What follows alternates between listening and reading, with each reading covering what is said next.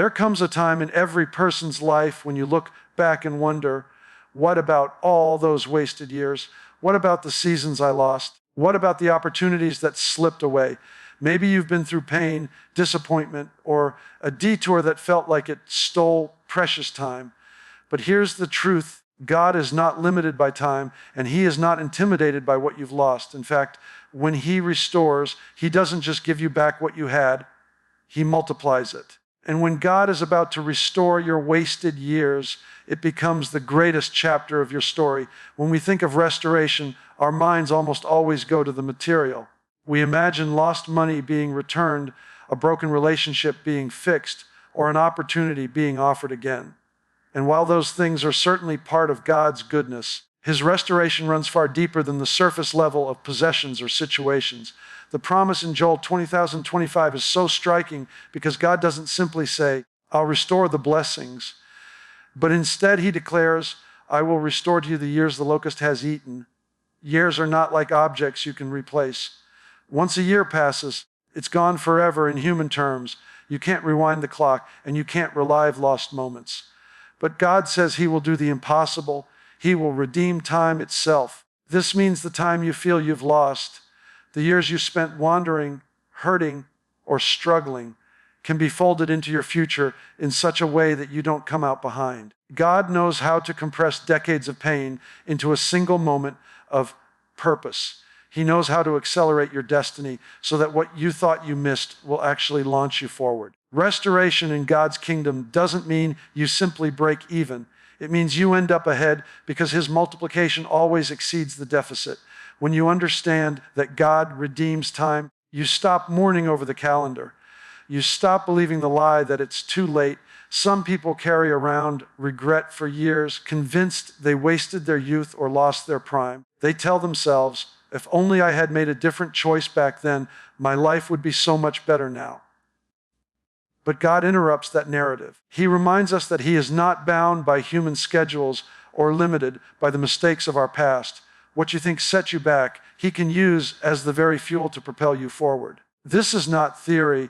It is a reality that has been seen countless times. Imagine a woman who spent most of her 20s and 30s in addiction, losing opportunities for education, career, and family. To human eyes, those years appear wasted. But when she encountered the love of God and surrendered her life to Him, something shifted. In just a few short years, she gained sobriety, completed her degree, and began mentoring young people who were walking down the same dark path she once traveled. In the world's timeline, she was behind. But in God's timeline, she had been accelerated into purpose. Her past was not erased, it was redeemed. The very years she thought were lost became the years that gave her a voice of authority and compassion. That is the miracle of God redeeming time. He doesn't need to give you back the exact days you lost. He gives you the fruit of those days in multiplied form. A season of loss can birth greater wisdom. A time of failure can become a foundation of humility and strength.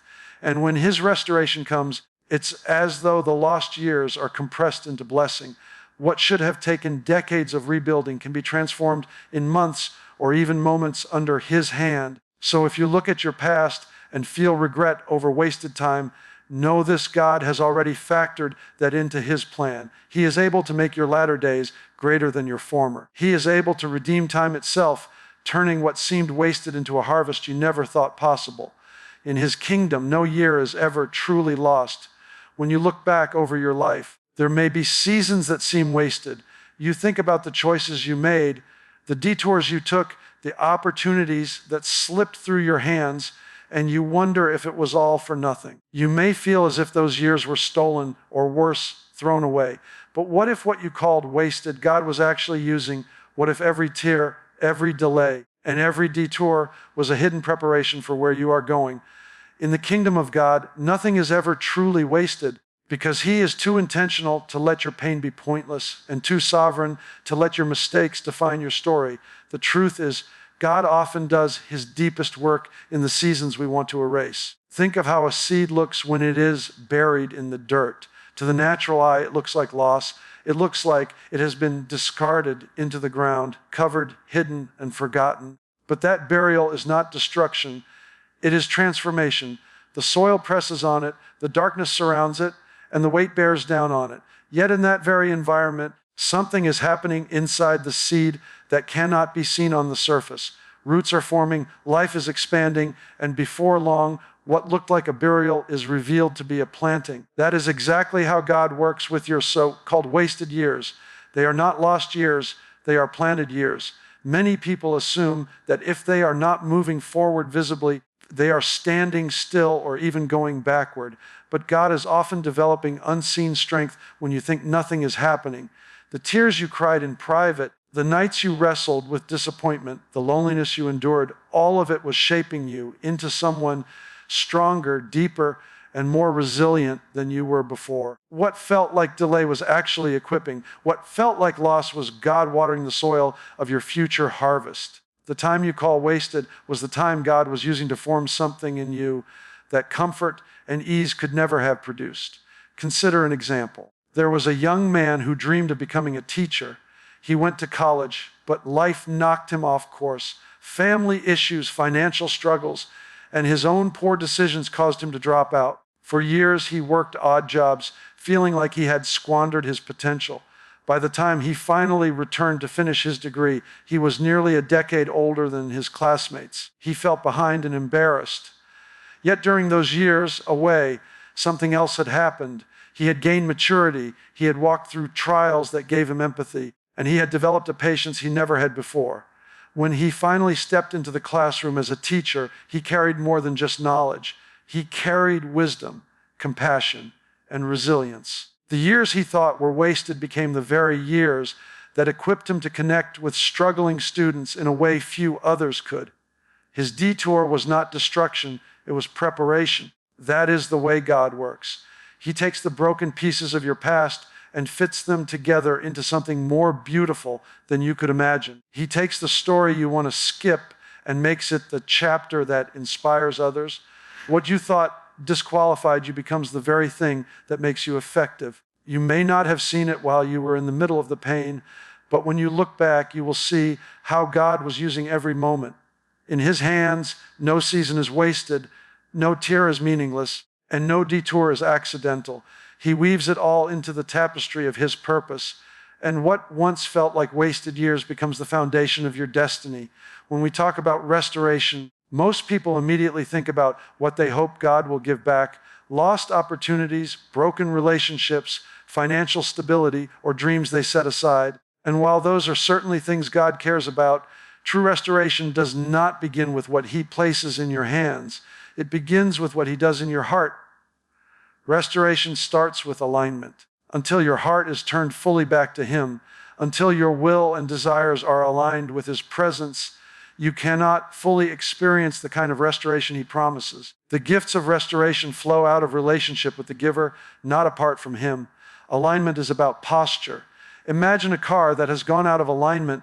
The tires wear unevenly, the steering feels unsteady, and the vehicle cannot travel smoothly. You may still move forward, but every mile creates damage, and the journey becomes harder than it should be. The same happens in life. When we try to walk outside of alignment with God, we keep pushing, striving, and forcing outcomes, but the journey is draining and destructive because our hearts are not surrendered. Once the car is realigned, though, every movement becomes smoother. You no longer fight against yourself. You move in harmony with the design. Spiritually, the moment you realign with God's presence, you step into an acceleration that striving could never produce.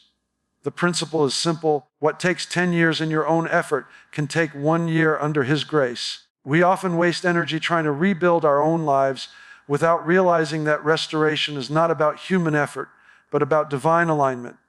When you set your eyes back on God, He takes what seemed impossible and makes it inevitable. He redeems the time you thought was lost by accelerating your growth, your influence, and your destiny. What looked delayed suddenly begins to move quickly because you are no longer working against the current of His will, but flowing with it. It is not only about acceleration, but also about transformation. God's greatest concern is not what you get back, but who you become in the process. If He restores circumstances without restoring your heart, you will eventually lose again what was returned. But when your heart is anchored in Him, every blessing can be sustained. Restoration with alignment means He changes your character, your perspective, and your desires so that the life He is giving you back will not be squandered. An excellent example of this can be seen in the story of a man who had been running from God for years. In his early 20s, he had a call on his life to serve in ministry, but he resisted. He chased after business success, working tirelessly to build his own empire. He had some victories, but over time the stress, compromises, and emptiness caught up with him. By his late 30s, he looked back and felt he had wasted years. He had the money, but not the peace. He had influence, but not fulfillment. Then came the breaking point. He surrendered his life back to God. Instead of asking first for God to restore his business or his wealth, he simply prayed, "Lord, restore my heart to you." Something shifted. Within a few years, doors opened for him to step into ministry opportunities he had long ago abandoned. What amazed him was the speed. Things he thought he had lost forever began to materialize in record time. But even more important, he had become a different man. His identity was no longer in success, but in sonship. His priorities had shifted, and because of that, the restoration was not fragile, it was lasting. That is the power of alignment. When your heart is turned back to God, restoration is not just a return of what was lost. It is an acceleration into what was always destined.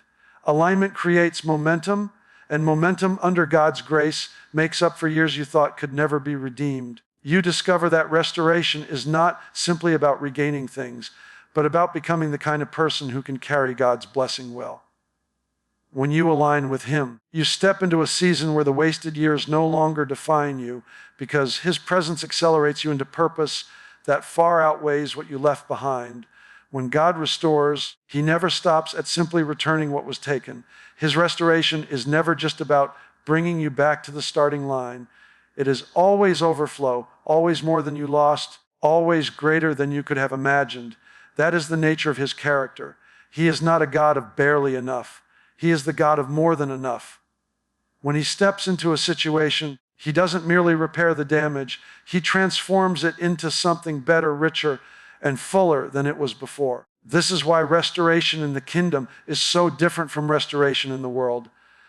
The world says, maybe you'll get back what you lost if you're lucky. God says, when I restore, I'll give you double for your trouble. This truth is clearly seen in the story of Job. Job was a man who had everything: family, wealth, influence, and health. Yet in a short time, he lost it all. To the natural eye, his situation looked irredeemable. How could years of family memories, countless possessions, and even his health ever be restored? But when Job held fast to his faith, God stepped in, and the end of Job's story was greater than the beginning. The scripture says that the Lord blessed the latter part of Job's life more than the former. He didn't just replace what was stolen, He doubled it. What Job thought was permanent devastation became a setup for a testimony of abundance. This is not just a story from the Bible. It is a picture of how God works in the lives of His people today. His restoration is never a matter of subtraction or even simple replacement. It is multiplication. You may have lost years to heartbreak, disappointment, or regret, but when He restores, He adds so much grace, peace, joy, and opportunity that the past cannot even compare with what's ahead. That is why Scripture declares that the glory of the latter house will be greater than the former. God always saves the best for last. Take the example of a woman who went through a painful divorce after years of hoping her marriage would heal. For a long time, she felt as though her best years were wasted. She had poured herself into a relationship that ultimately left her broken and alone. She struggled financially, emotionally, and spiritually, but slowly she turned her heart back to God. Instead of asking Him just to fix what she lost, she asked Him to restore her life. Over time, not only did He heal her heart, but He opened new doors she never imagined. She discovered gifts within herself that had been buried for years: creativity, leadership, resilience. She started a business from scratch, something she had never thought possible, and it flourished. Later, God also brought a godly partner into her life who cherished her in a way she had never known before. Looking back, she realized that she hadn't just been restored to where she was, she had been blessed with more than she ever dreamed. The overflow was evident: her finances, her purpose, Her joy and even her relationships were greater than before. That is the way of divine restoration. God does not stop at balance. He goes beyond. He doesn't want you to just recover what was lost. He wants to launch you into a new dimension of blessing where the losses no longer define you. He takes what the enemy meant for evil and turns it for good. And when he turns it, it always multiplies. That is why you can face the future with hope. The wasted years are not just coming back to you. They are coming back multiplied, pressed down, shaken together, and running over. God's restoration always comes with overflow. And when it arrives, you will see that the best of your story is not behind you. It is ahead, waiting to be lived. When God restores your life, the blessing is never meant to stop with you. What he does in you is designed to ripple outward, touching those who are still in the very places you once struggled. Your story becomes a testimony, and your testimony becomes a lifeline for someone else. This is one of the most powerful truths about restoration. It is never only personal, it is generational. It is not just private, it is public. What once brought you shame becomes the very thing God uses as a platform to bring others hope. Many people believe their past failures disqualify them. They carry regret like a heavy weight and assume they have nothing to offer because of what they've been through. But the kingdom works in the opposite way. The very scars you try to hide are the ones God uses as evidence of his healing. When Thomas doubted the resurrection, Jesus didn't hide his wounds. He revealed them.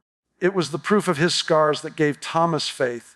In the same way, the evidence of God's restoration in your life becomes the spark of belief for someone else. What you thought was the end of your story actually becomes the beginning of another person's breakthrough.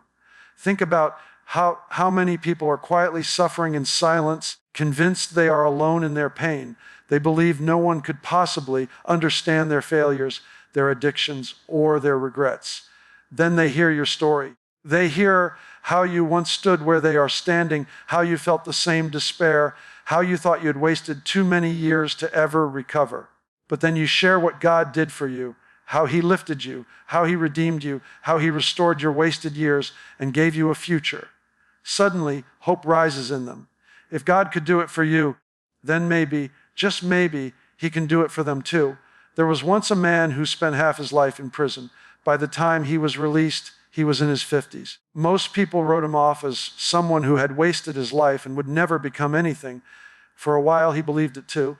He felt the crushing weight of years lost, opportunities gone, and reputation destroyed. But he surrendered his brokenness to God. Slowly, God began to restore his life. He found work, rebuilt relationships, and began volunteering to mentor young men in his community who were on the verge of making the same mistakes he had made. His testimony carried weight because it wasn't theory, it was real. Those young men listened to him in a way they would not have listened to anyone else. Why? Because his scars spoke their language. His story became their hope. What had once disqualified him in society's eyes became the very thing God used to qualify him as a voice of change. This is the beauty of divine restoration. It multiplies. God doesn't just restore you for your own sake. He restores you so that others can see his glory through you. Your past becomes someone else's map out of despair. Your healing becomes proof that restoration is possible. And the very years you thought were wasted become the years that impact the most lives. That is why you cannot despise your story. You must embrace it because God intends to use it. When you realize this, you stop asking only for restoration for yourself. You begin to ask, Lord, make my story a beacon for others. And as he does that, your life becomes more than personal testimony. It becomes a legacy of hope. What once felt like wasted time becomes redeemed time because it is now being used to rescue, inspire, and awaken others. That is how God works. He takes your ashes and turns them into beauty, not only for you, but for everyone who encounters your testimony. So if you feel like you've wasted time, don't despair. The author of time is about to write a new chapter for you. You haven't missed your moment. You are right on schedule in God's divine plan. God is about to restore all your wasted years. And when he does, you will stand in awe, not just of what he gave back, but of who he made you in the process. Your past will no longer define you. His restoration will. Lift your head. Take courage, because the best is yet to come, and the wasted years are about to become the most fruitful testimony of your life.